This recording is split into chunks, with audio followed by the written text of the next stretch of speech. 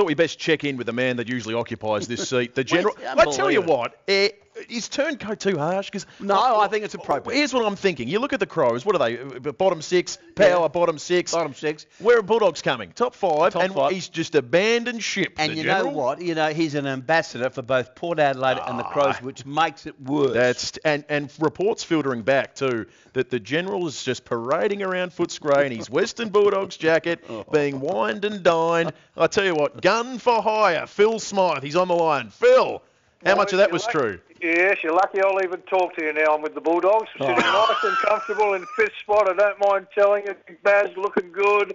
We're just storming over here. Hawthorn and all kinds have of a stuff, listen. You're a pain in the bum. Hey, General, tell me, why are you in Melbourne and what have you been doing? Yeah, Coach, look, James Fantasia, of course, who was formerly with the Crows, the general manager of footy over here, invited me to come over and spend a couple of days with the doggies, which has been fantastic.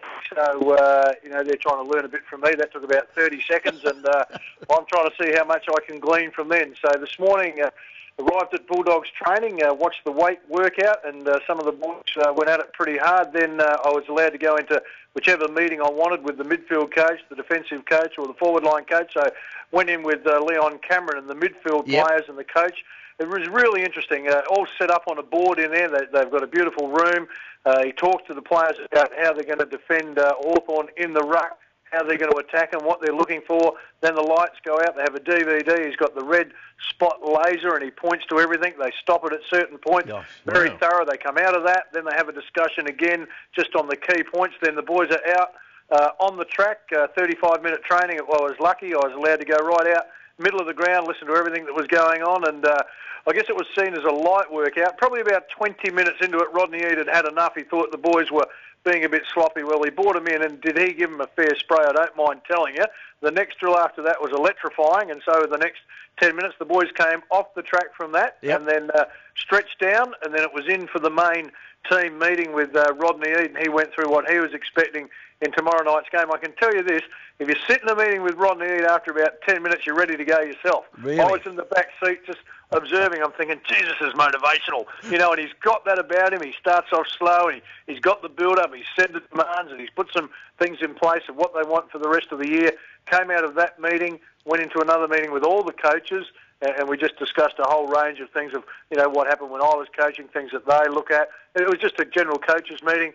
That finished, and then spent a fair bit of time with Peter Dean, the assistant coach of defence. He, of course, played 15 years with Carlton. He was an ex-basketballer, so we had a look at different styles of defences, the flooding, the zones, how they go about their business. So, and then it was time for the boys to have some lunch, and said, well, General, you can go home now. We'll see you tomorrow morning. And then tomorrow morning, a little bit more stuff there, and then into the coach's box. I've got to be at the game at 5 o'clock tomorrow.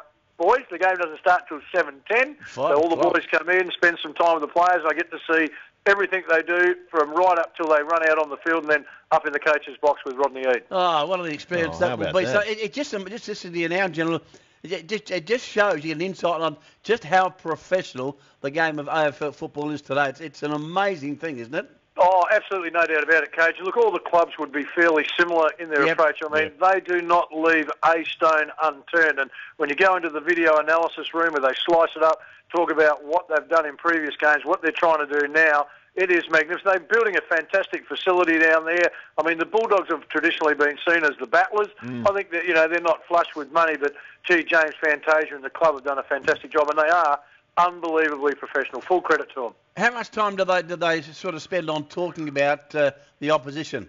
Yeah, that's an interesting one, Case. Look, in the section that I was in the midfield with Leon Cameron, he probably spent 10 or 15 minutes on that, and they touch on it each day. The players have their own DVD that they go through and look at, and then they have conversations with him. So it's ongoing over the week, but today it would have been about 15 minutes.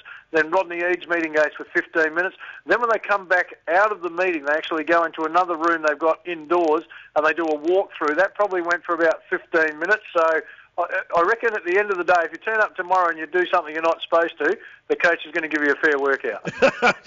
General, so much is made about game plan, zones and everything in modern football. You have the average fan in the stand often lamenting the fact that they just can't follow it. It's not man on man and what they're used to. You come from basketball, X's and O's. It's all very set plays and organised. Have you sort of been overwhelmed by the structure of the game plans, or has it sort of been what you'd expect? Oh, no, yeah, good question, Will. There is a little bit of that when you go into the analysis and the depth and the thoroughness of what they go into. That is a little overwhelming at the start. And I spoke to Benny Hudson, I had a chat with Benny, of course, and Nathan Eagleton was there. And, I said to them, how do you guys find it? And they said they're quite used to it now, very, very used to it, don't have any trouble taking in all the information. But I sense that the way that Rodney Eade coaches, he's got a very good structure that he works with, but he allows the players freedom to break out of that. And, when he talks to them, he says, this is where we're going. He's very specific about what he wants at the start of the game and how he wants it to unfold throughout the game. So it's not that complicated, but very precise. How did Big Bazza look? Big Baz, well, I came in cage. Big Baz was on the weights, and I went round and had a look at the weight board. You'd be surprised. This one will surprise you. On the bench press this year, Big Baz is holding the record on that one. Really? But the club record belongs to Brad Johnson. Brad Johnson, right? Wow. The smiling assassin. He's got that, and what a fantastic fella he is too. I was fortunate enough to have a chat with him for a while. But Big Baz looks in great shape. Benny Hudson is in terrific shape, and I think he's going to have a big game tomorrow night. But Milson is the monster. Yeah, he is. He is a massive unit. I'm telling you, if he came at you, you'd be getting out of the way as quick as you can. But Big Barry Hall certainly has a charisma in the weight room and on the track. He's upbeat, he's smiling, and he's infectious, and you can see the boys feed off him.